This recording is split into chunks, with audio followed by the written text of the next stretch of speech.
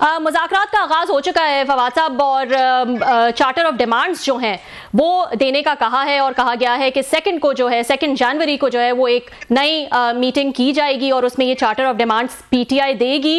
Demands तो 2 ही नज़र आ रही हैं, जुडिशल कमीशन का क़याम और इमरान खान साहब की रिहाई। किस तरफ जाता देख रहे हैं आप मुज़ाकरात को? देखिए रबी, पहली बात तो ये है कि हम जैसे लोग जो है वो तो चाहते ही हैं कि मुज़ाकरात हो, कुछ सियासी टेम्परेचर नीचे आए और मुल्क जो है कुछ आगे बढ़ने की तरफ जाए। जो ये मुज़ाकरात हैं, यू अंडरस्टैंड कि ये भी तो एक और मुज़ाकरात की कामयाबी की वजह से ही हो रहे हैं, और उन मुज़ाकरात में जो पेशरफ्त हुई है जो कि कैमरे पे नहीं हुई, उसकी वजह से आज ये टीमें जो हैं वो बैठी हैं। और आई अंडरस्टैंड कि जो मोहसिन नकवी साहब की और अली अमीन गंडापुर की मीटिंग हुई थी खैबर पख्तूनख्वा में, और उससे पहले अली अमीन गंडापुर की मीटिंग हुई थी इमरान खान साहब से, उसके नतीजे में ये मुज़ाकरात जो हैं वो आज हो रहे हैं। अब हाँ जी जी जी प्लीज कंटिन्यू। जी, अब देखिए पाकिस्तान में ये जो सारे मुकदमात हैं या चीजें हैं, आपको पता ही है कि इनकी कोई कानूनी हैसियत तो है नहीं। यहाँ पे तो चिट्टों के ऊपर काम हो रहे हैं, एक चिट दे दी ये कर दो तो हो गया, दूसरी चिट दे दी कि नहीं होगी तो नहीं हो गया। जजों को फैसले जिस तरह से जा रहे हैं वो भी आपके सामने।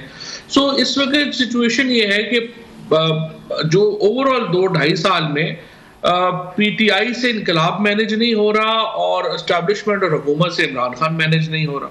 सो पाकिस्तान नुकसान में जा रहा है। सो अल्टीमेटली आपने कुछ दरमियाना रास्ता निकालना है, और आज ये जो मुज़ाकरात हुए हैं, इब्तिदा हुई है, I think it's a good आगाज अच्छा है। अब आगे देखते हैं कैसे बढ़ते हैं। तो फवाद साहब, मैं कहीं सुन रही थी और आप कह रहे थे कि बेसिक डिमांड्स तो 2 ही हैं, एक खान साहब की रिहाई और दूसरा इलेक्शंस।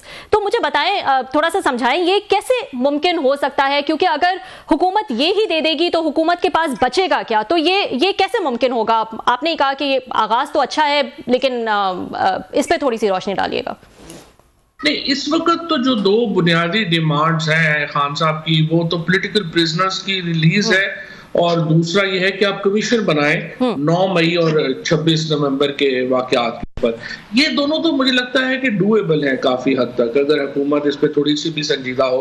आज के मुज़ाकरात में बुनियादी तौर के ऊपर तो असद कैसर साहब ने और हामिद रजा साहब ने जो डिमांड की है वो ये की है कि जी हमें फ्रीक्वेंट एक्सेस दिया जाए खान साहब से, ताकि हम मुज़ाकरात जो भी करें वो उनके साथ एक सिंक में हो और उनको पता हो गया क्या हो रहा है। और अब पता नहीं ये हुकूमत इसमें कितनी कामयाब होती है। पिछली दफा राना सनाउल्लाह ने इनसे वादा किया कि मैं मुलाकात करवाऊंगा, 4-5 दिन वो कोशिश करते रहे राना साहब, लेकिन वो इमरान खान से मुलाकात नहीं।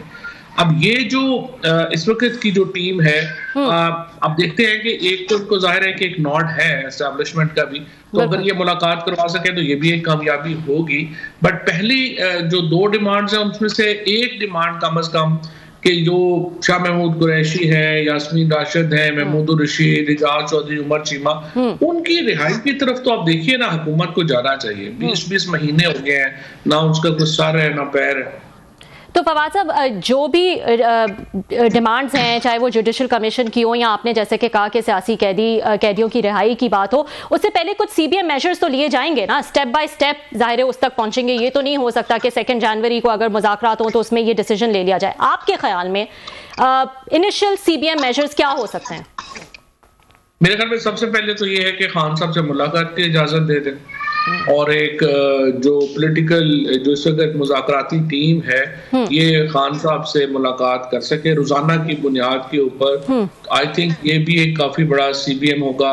नंबर 2 ये है कि खान साहब को जो जेल में सहूलतें जो उनका हक है जेल मैनुअल के मुताबिक, वो तो कम से कम फौरन दी जाए। उन्हें अखबार दिया जाए, उन्हें टीवी दिया जाए, और उन्हें जो है वो उन्हें डेथ सेल से निकाल के एक क्लास में शिफ्ट किया जाए। ये तो मेरा ख्याल मिनिमम है जो कि होना चाहिए, 2 से पहले होना चाहिए अगर हम आगे बढ़ना चाहते हैं।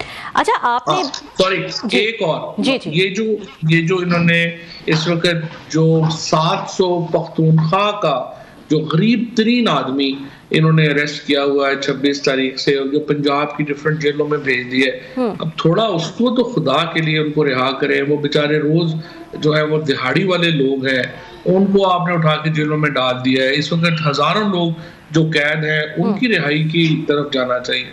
ये तो हुकूमती साइड पे सीबीएम मेजर्स हो गए ना फवाद साहब, बाकी पीटीआई क्या दे सकती है? वो भी तो कुछ गारंटी, कोई ट्रस्ट बिल्डिंग मेजर्स जो है वो दे सकती है, वो क्या हो सकते हैं? नहीं, मेरी नजर में तो पीटीआई को सबसे इम्पोर्टेंट चीज यही है कि उन्हें अपना जो पाकिस्तान मुखालिफ सोशल मीडिया है उससे पीटीआई के सोशल मीडिया को डिस्टेंस करना है। वो तो डिस्टेंस करना ही करना है, उन्होंने आज नहीं करना तो कल करना है। लेकिन वो इस वक्त जो सिचुएशन है, जिस किस्म का वहां से प्रोपेगेंडा जनरेट हो रहा है पाकिस्तान के खिलाफ, जो पीटीआई के लोग नहीं कर रहे, लेकिन चूंकि वो उन्होंने अपने आप को बड़ी कामयाबी इसमें देखा ना रबिया, कि इशू ये है कि ये जो लड़ाई है इमरान खान में और एस्टैब्लिशमेंट में, इसका सबसे बड़ा फायदा पहुंच रहा है ये नून में शहबाज शरीफ और मरियम नवाज को, जो इलेक्शन हार कर आज फिर भी प्राइम मिनिस्टर और चीफ मिनिस्टर हैं। दूसरा बड़ा फायदा सेपरेटिस्ट को पहुंच रहा है, जिन्होंने अपने नैरेटिव को कामयाबी से पीटीआई के नैरेटिव में सिंक कर दिया है, और अब उनकी जो वाहियात तरीन बातें हैं वो भी स्प्रेड होती हैं सोशल मीडिया पे। और तीसरा फायदा पहुंच रहा है उन यूट्यूबर्स को जिन्होंने इमरान खान को कुर्बानी का बकरा बना के बाहर बैठे हुए पैसे बना रहे हैं, और नुकसान पहुंच रहा है पाकिस्तान को, पाकिस्तान की फौज को, इमरान खान को और हम जैसे लोगों को। हम लोगों की कॉस्ट के ऊपर जो है वो ये सारा ड्रामा जो है वो हो रहा है। तो इसलिए जो मेरी नजर में जो इस वक्त के मामलात हैं उसमें पीटीआई को इस प्रोपेगेंडे से जो हमारी सोशल मीडिया टीम है उसको इफेक्टिवली अदा करने की जरूरत है। फवाद साहब बड़े मंझे हुए सियासतदान हैं आप, आपका एक सियासी शऊर है, सियासत में बड़ा एक्सपीरियंस है आपका।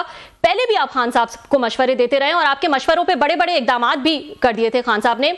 इस दफा भी आपने ये मशवरा दिया था सोशल मीडिया का, आपने कहा था कि इसको जो है वो पाकिस्तान से कंट्रोल होना चाहिए। और दूसरा मशवरा आपने ये दिया था कि ऑपोजिशन के इत्तेहाद के जो लोग हैं, मौलाना साहब, अचकजई साहब, इनसे मुलाकात का जो है या इनको कॉन्फिडेंस में लेने का जो है वो आगाज किया जाए। आपके सोशल मीडिया वाले मशवरे को तो खान साहब ने नहीं सुना, क्या क्यों ऐसा है? शोएब शाहीन साहब ने कहा कि उन्होंने कहा है कि अगर ऐसा होगा पाकिस्तान से जो भी उसको कंट्रोल करेगा उसको तो उठा लिया जाएगा। नहीं, वो तो मैं एग्री करता हूँ खान साहब से। एक्चुअली मेरा प्रॉब्लम ये नहीं है कि वो पाकिस्तान से कंट्रोल हो या बाहर कंट्रोल हो। मेरा प्रॉब्लम सिर्फ ये है कि वहां पे पर्सनलाइज्ड जो तनकीद है उसके बजाय इश्यूज के ऊपर जो है वो फोकस होना चाहिए। जब पर्सनलाइज्ड उसके ऊपर हो जाता है तो उसका फिर फायदा उठाते हैं जो बाहर के और लोग हैं वो उठाते हैं। तो अगर वो इश्यूज के ऊपर रहे अकाउंट, तो सोशल मीडिया अकाउंट, तो वो बेहतर है। बट देखिए, हम तो बात ही कर सकते हैं, मुफ्त ही दे सकते हैं ना, बाकी मानना ना मानना तो उनका काम है। लेकिन ये है कि अल्टीमेटली तो आज नहीं तो कल ऑब्वियसली अगर हमने पाकिस्तान में मेन स्ट्रीम पॉलिटिक्स करनी है तो देखें ना, आप बीएलए या वो तो नहीं है ना, एमकेएम तो नहीं ना बनना। हमने तो वापस मेन स्ट्रीम में अपनी जगह रिक्लेम करनी है, और उसके लिए जो सोशल मीडिया टीम है उसको बड़ी रिस्पॉन्सिबिलिटी का मुजाहरा करना पड़ेगा। और अपने आप को जो है, मैं समझता हूँ कि जो हमारे पीटीआई की सोशल मीडिया है बड़ी रिस्पॉन्सिबल उसमें लोग हैं, और उनको एहसास होगा कि वो सेपरेटिस्ट के हाथों में नहीं खेल सकते। लेकिन इसका आगाज जो है वो इसी से होगा कि बात खान साहब को पहले समझ आ जाए कि इस किस्म के बयानात या इस किस्म की एग्रेसिवनेस जो है वो सोशल मीडिया पे नहीं चल सकती। उसकी दूसरा प्रॉब्लम रबिया ये भी तो है ना कि खान साहब जेल में है। आई अंडरस्टैंड कि उनको नहीं पता कि किस किस्म का नैरेटिव जो है वो फैल रहा है और किस किस्म की गुफ्तगू जो है वो सोशल मीडिया पे चल रही है। So I think once Khan साहब आते हैं and he will get to know कि क्या चल रहा है। जाहिर है इमरान खान का तो आपको पता है, वो पहले भी कह चुके हैं कि पाकिस्तान भी मेरा है और फौज भी मेरी है। और वो तो पाकिस्तान में, वो तो देखिए नेशनल लीडर है, और वो पाकिस्तान के अंदर जो नैरेटिव्स हैं वो नेशनल नैरेटिव्स की बात करेंगे, वो डिविसिव नैरेटिव्स की बात तो नहीं करेंगे। सही, आपने पहले ये भी मशवरा दिया था खान साहब को जब आपसे मुलाकात हुई थी कि मौलाना साहब या अचकजई साहब और दूसरे जो ऑपोजिशन रहनुमा हैं उनको जो है वो मिलाया जाए या उनसे जो है वो बातचीत की जाए। अब भी जो कमेटी बनाई गई है फवाद साहब, आपका क्या ख्याल है कि उसमें भी जेयूआई से कोई होता, अचकजई साहब होते, तो कमेटी, मुज़ाकराती कमेटी जो है इसका वजन और बढ़ जाता? क्योंकि दूसरी तरफ हुकूमती साइड पे हम देख रहे हैं कि तमाम अलायंस को वो आहिस्ता आहिस्ता एक एक करके जो है वो शामिल कर रहे हैं? देखिए, ये एक बहुत बड़ा सुकम है तरीके इंसाफ की सियासत में। पार्लियामेंट्री डेमोक्रेसी में ना टेक ऑल नहीं होता। यहाँ पे आपको जो हिस्सा है वो देना पड़ता है, और उसके अंदर ये सिस्टम फ्रेम ऐसा हुआ है कि एक शख्स या एक पार्टी इतनी ताकतवर ना हो जाए कि वो टेक ओवर कर ले सब कुछ। यहाँ पर जो पीटीआई की जो मेरी नजर में जो, I can be wrong, but मेरी नजर में जो सबसे बड़ा फेलियर है, एक तो 9 फरवरी को जब पीटीआई ने तहरीक नहीं चलाई, और उसके बाद सबसे बड़ा फेलियर है कि ये जो अलायंस नहीं बन पाया। और अलायंस के लिए मेरा ये ख्याल है कि मौलाना भी तैयार थे, जमात इस्लामी भी तैयार थी, और क्योंकि पीटीआई के पास लीडर कोई नहीं था, ये जो सारे इधर उधर से आके इकट्ठे होके आ गए हैं, उनकी तो जाहिर है कोई इतना विजन भी नहीं है, जानते भी नहीं है। सो जो अलायंस नहीं बन सका, और बिल्कुल आपने ठीक कहा कि आप यू जस्ट इमेजिन ना कि जब जेयूआई साथ बैठी हो या और जीडीए बैठी हो, जमात इस्लामी बैठी हो, तो एक आपका वजन ही मुख्तलिफ हो जाता है। और अगर पीटीआई ये समझती है कि नहीं वो सब कुछ ही हमें मिल जाएगा और बाकी पार्टीज को हमें कोई जरूरत ही नहीं है, तो फिर मेरा ख्याल है कि उन्हें दोबारा जरा एक दो झटके और लगेंगे, फिर उनको समझ आ जाएगी। तो आपका ये ख्याल है या ये कहना है कि ये ऐसा ना होना जो है वो पीटीआई की जो क़यादत है उसकी वजह से है, और खान साहब को ये बात समझ आती है, या फिर क्या आप क्या इस पे बता? हाँ, खान साहब ने तो मुझे ये भी कहा, मुझे कहा कि मैं तो कई दफा कह चुका हूँ कि ये करें। अच्छा। अब जो है मेरी अंडरस्टैंडिंग है वो यही है कि शाहिद खाकान अब्बासी साहब, महमूद अचकज़ई साहब और ये अख्तर मेंगल साहब हैं और अल्लामा नासिर अब्बास साहब हैं, ये तो एक एप्लीकेशन जो है वो कोर्ट में देंगे जिसमें वो खान साहब से मुलाकात के लिए जाने की रिक्वेस्ट करेंगे, और असद कैसर साहब उसको कोऑर्डिनेट कर रहे हैं। अब उसमें वो कामयाब होते हैं नहीं होते मुझे नहीं पता, लेकिन उनकी यही है कि ये लोग तो जो है वो कम से कम मुलाकात के लिए जाएं, और अगर ये भी मुलाकात के लिए जाते हैं तो ये अच्छी इब्तिदा होगी। जेयूआई के साथ तो जाहिर है, चूंकि एक तो वो डेरा इस्माइल खान से हैं वो भी, और अली अमीन गंडापुर भी, तो वो एक लोकल पॉलिटिक्स की वजह से उसमें कुछ आई वुड से कि उसमें कुछ है, एक दूसरे से थोड़ी कोई उनकी बनती नहीं है, लेकिन बहरहाल ये मेरी नज़र में तो ये अलायंस होना बड़ा। अच्छा, जब हम मुज़ाकरात की बात करते हैं तो ज़ाहिर है 9 मई का हल निकाले बगैर तमाम लोगों का ये ख्याल है कि इस पे आगे नहीं बढ़ा जा सकता। खान साहब जो हैं वो अपने बयान पे डटे हुए हैं कि ये फॉल्स फ्लैग है, जबकि दूसरी तरफ हम देखते हैं कि कहा जा रहा है कि इसके जो मास्टरमाइंड हैं उनको भी जो है सजाएं मिलनी चाहिए और उन पे भी जो है वो फैसला आना चाहिए। तो फॉल्स फ्लैग वर्सेस मास्टरमाइंड, इसके मिड का क्या रास्ता हो सकता है कि 9 मई का मामला भी हल हो जाए? 8 फरवरी का भी तो मामला हल होना चाहिए ना। फिर देखिए, प्रॉब्लम यह है कि आप 9 मई को आइसोलेशन में तो नहीं देख सकते, फिर उसके बाद जो हुआ है, अब आपने 2 साल से तकरीबन 17 महीने से खान साहब जेल में हैं, जो लोगों के साथ हुआ है, इतनी बड़ी ज्यादतियों को तो जो है वो इमरान खान ने, पीटीआई ने भी तो माफ करना है। तो ये तो एक कदम पीछे ही लेने के लिए एडवाइजेबल होगा अगर ये कहा जाए कि नहीं सारी शर्तें इमरान खान ने पूरी करनी है और दूसरी साइड ने कुछ भी नहीं करना, तो देखिए ये भी तो एक ऐसा मुआहदा होगा कि जिसकी कोई वक़्त नहीं होगी। और मेरा ख्याल है कि तलखियां पीटीआई के लोगों में बहुत ज्यादा है, हमारे साथ जो जुल्म और ज्यादतियां हुई हैं उसका हिसाब भी तो किसी ने देना है। तो बेहतर यही है कि दोनों ही जो है वो एक एक कदम पीछे हटे और हम पाकिस्तान में पॉलिटिकल टेम्परेचर नीचे लाएं। ये जो मुज़ाकरात हैं इनका असल फायदा यही हो सकता है अगर मेरी नजर में 2 जनवरी से पहले अगर हुकूमत में थोड़ा सा भी वील है तो वो ये जो सियासी कैदी हैं, आम वर्कर्स हैं, उनको रिहा करे और छापे मारना और हैरेस करना बंद करे। इससे 2 जनवरी को माहौल जो है वो बेहतर हो जाएगा और यहाँ से फिर हम आगे जा सकते हैं। तो 9 मई के हवाले से आपके ख्याल में कोई खान साहब का या पीटीआई की तरफ से भी कोई बयान आ सकता है? नहीं, देखिए मुझे नहीं पता क्या बयान दे सकते हैं खान साहब की क्लैरिटी है माइंड में, वो तो उसके ऊपर उन्होंने क्या आना है। लेकिन आपके ख्याल में क्या हल हो सकता है? एक स्टेप बैक, आपके ख्याल में क्या हल क्या हो सकता है इसका? क्योंकि अनडाउटेडली इसको हल के बगैर तो नहीं आगे बढ़ा जा सकता। तो भाई 8 फरवरी के कौन हल करेगा? जब आपने 9 मई का इशू है तो 8 फरवरी का भी तो इशू है ना। जिस तरह से इलेक्शन चोरी हुए हैं, जिस तरह से रिजल्ट बदले गए हैं, जिस तरीके से आर्टिकल 6 वायलेट किया गया है, उसको जो है वो आप किधर लेके जाएंगे? लेकिन बिल्कुल सही है, लेकिन उसको तो अब नहीं उठाया जा रहा। लेकिन उसको तो फवाद साहब अब नहीं उठाया जा रहा ना किसी भी फोरम पे। जो डिमांड्स रखी गई हैं वो पहले थी, वो डिमांड 26वीं आईनी तरमीम को भी वापस लेने की डिमांड थी, लेकिन वो सब डिमांड्स अब साइड पे हो गई हैं। नहीं, वो साइड पे नहीं हुई है, अल्टीमेटली तो आपने उधर ही जाना है ना। लेकिन ये तो इब्तिदा के लिए ये दो चीजें हैं ना। अगर आपने मुज़ाकरा को कामयाब करना है तो अल्टीमेट डिमांड्स आप पहले दिन तो नहीं देंगे, अल्टीमेट डिमांड्स उधर ही होगी। लेकिन मेरे ख्याल में फिलहाल तो सिर्फ यह कि टेम्परेचर नीचे है। फिर दूसरी तरफ कल कुछ दिन पहले एक जो खाने के ऊपर मैं था, तो वहाँ पे एक हमारे प्रोफेसर साहब हैं वहाँ पे वॉशिंगटन में, काफी वेल कनेक्टेड, वो वहाँ पे है डिफेंस उसमें यूनिवर्सिटी में पढ़ाते हैं। तो वो कह रहे थे कि मैंने ये मशवरा दिया है पाकिस्तान में अपने एस्टैब्लिशमेंट के दोस्तों को कि इससे पहले कि इंटरनेशनल प्रेशर के जरिए आपको इमरान खान को छोड़ना पड़े और इंटरनेशनल प्रेशर के इतना हो जाए कि आपको अपने मामला उनके कहने पे हल करने पड़े, बेहतर यह है कि आप खुद बैठ के अपने मामला हल कर लें। क्योंकि जब बाहर वाले हल करेंगे तो उसके नतीजे में उनका जो असर है पाकिस्तान में वो बढ़ जाएगा और आप स्क्वीज होंगे। तो बेहतर है कि आप खुद हल कर लें। और मेरा यही ख्याल है कि अभी अब से कुछ देर पहले सुबह जो है यूरोपीय यूनियन ने बयान दिया है मिलिट्री कोर्ट्स के ट्रायल के ऊपर, और अब से कुछ देर पहले बरतानिया ने जो है ये दिया है। और मैं इतने महीनों से ये बात टीवी पे कह रहा था कि देखिए ये मिलिट्री ट्रायल्स के बिल्कुल काइंडली दुनिया नहीं देखेगी।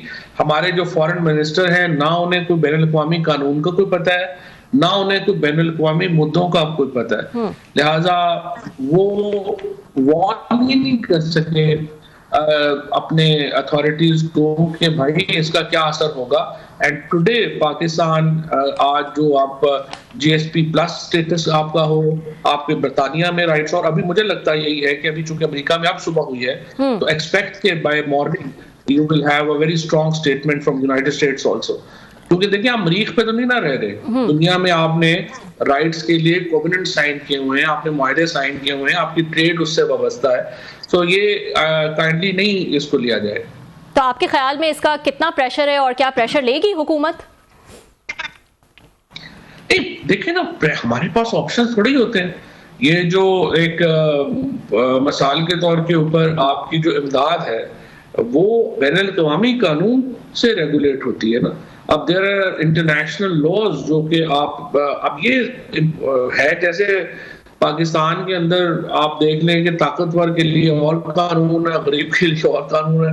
इसी तरह से दुनिया में भी जो ताकतवर ममालिक हैं उन्होंने अपनी अपनी चॉइस के मुताबिक उन्होंने इम्प्लीमेंट करने हैं लॉज तो मौजूद है। अब अमेरिका का जो कानून है इस बारे में वो बड़ा सख्त है, बड़ा वाज़ेह है। वो ट्रेड बैन आपके आ सकते हैं, बरतानिया के आ सकते हैं, यूरोपीय यूनियन तो खैर बहुत ही इस बारे में सख्त है और आप अफोर्ड ही नहीं कर सकते। आपका तो इस वक्त जो मईशत है वो सिर्फ IMF के प्रोग्राम के धागे से लटकी हुई है। उस पर अगर आपकी किस्त भी डिले हो जाए तो आप देखें आपके पसीने छूट जाते हैं। सो पाकिस्तान हैज नो ऑप्शन कि वो इंटरनेशनल प्रेशर को ये कहे कि हम नहीं मानते। फवाद साहब, जाते जाते कुछ अपने बारे में भी बता दीजिएगा, क्या मामला चल रहे हैं? आपकी रिसेंटली मुलाकातें भी हुई हैं खान साहब से, आपने कुछ मशवरे भी दिए, लेकिन आपने तो बल्कि ये भी कहा था क़यादत को तनकीद करते हुए कि ये मामला जो है वो बुशरा बीबी और अलीमा खान साहिबा जो है वो ज़्यादा बेहतर संभाल सकती है। लेकिन फिर हमने देखा अलीमा खान साहिबा जो है उन्होंने तनकीद ही की है आपके ऊपर। उन्होंने कहा कि अगर आप सिंसेयर हैं तो प्लीज़ कन्फ्यूजन ना फैलाएं, और फिर सोशल मीडिया का भी जो आपने मशवरा दिया वो भी खान साहब को इतना समझ में नहीं आया। तो कुछ आपके भी मामला डिस्कस हुए खान साहब से? देखिए जी, मैं अपनी ओपिनियन सामने मानना ना मानना उनका काम है। मेरी ओपिनियन यही है और मैं अलीमा खान साहिबा से भी यही कहता हूँ कि अगर आप अपने जो अकाउंट्स हैं, अगर इंडिया ने एफर्ट करके खुद को उनसे अलहदा नहीं किया, तरीके इंसाफ की मुश्किलात में बहुत इजाफा होगा और हो रहा है। फिर पाकिस्तान में ये भी पीटीआई के अंदर भी एक प्रॉब्लम है, और एक और बड़ा प्रॉब्लम है कि बहुत सारे लोगों का मुफाद इमरान खान को जेल में रखने से वाबस्ता है। वो इमरान खान को बाहर देखने ही नहीं चाहते। इमरान खान बाहर आए तो आगे इनकी तो सियासत ही खत्म हो जाती है। तो प्रॉब्लम इस वक्त आ रहा है कि हमें को पसंद हो या ना पसंद हो, हम पसंद हो ना पसंद हो, वो इशू नहीं है। बट द प्रॉब्लम इज के ये जिनकी रोजी रोटी लगी हुई है इमरान खान को जेल में रख के, वो तो नहीं चाहते कि इमरान खान बाहर आए। लिहाजा वो उनकी जो कोशिशें हैं उनको भी नाकाम बनाना जो है वो जरूरी है। और ऐसे लोग जो हैं वो इस वक्त लीडरशिप में भी आ गए हैं, और वो लोग जो है डिसीजन मेकिंग में भी आ गए हैं, जिनको अदरवाइज तो कोई घर में भी ना घुस रहे थे। तो इसलिए ये प्रॉब्लम भी तो है ना जो उससे पीटीआई गुजर रही है। तो फवाद साहब बताएगा, आपने पहले एक दफा कहा था मेरे साथ इंटरव्यू में कि मैंने तो पीटीआई कभी छोड़ी ही नहीं, इस वक्त क्या स्टेटस है आपका?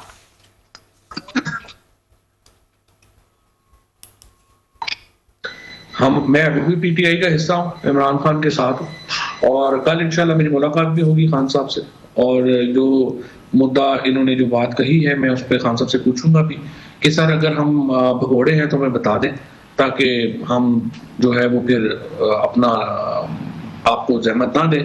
उसकी वजह यह है कि देखें इस वक्त हमारी तो जिंदगियां ये है कि हम सुबह उठ के देखते हैं कि हमारे पास हमने आज किन अदालतों में जाना है, किन अदालतों में एग्जाम्पशन 48 मुकदमे हैं, मुल्तान से शुरू होते हैं और इस्लामाबाद तक जो है वो हम आते हैं। हमने हर वो कुर्बानी जो एक एक्सपेक्ट कर सकते हैं, हर कुर्बानी जो है वो हमने दी है। हमने तशद्दुद सा, बर्बरियत सही, 7 महीने की कैद सही, वजारतें ठुकराई, टिकट्स ठुकराए, और इससे ज्यादा हम क्या कर सकते हैं? तो हमें बता देंगे अकॉर्डिंगली, तो फिर हम अपने उसके मुताबिक फैसले कर लेंगे। बहुत बहुत शुक्रिया फवाद साहब for taking out time, thank you so much. वक्त हुआ यहाँ पे एक ब्रेक का, ब्रेक के बाद हम कुछ मजीद स्टोरीज डिस्कस करेंगे।